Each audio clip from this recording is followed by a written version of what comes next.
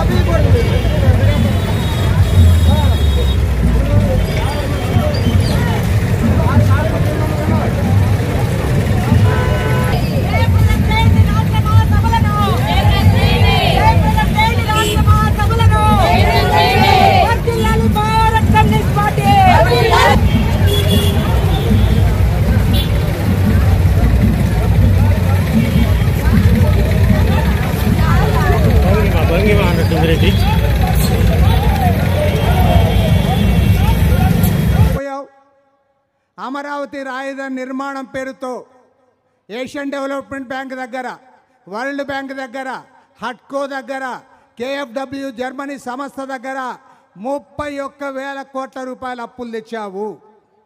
31,000 crores. పైగా మన మంత్రి నారాయణ గారు అంటారు మరో 31,000 కోట్లు అప్పు తెస్తాము, టోటల్గా 62,000 కోట్లు తెస్తాము. రాజధాని నిర్మాణానికి 62,000 కోట్లని ఆయన అంటే, చంద్రబాబు నాయుడు గారు ఢిల్లీలో అంటారు రాజధాని నిర్మాణానికి 78,000 కోట్ల అప్పు తెస్తాను అంటాడు.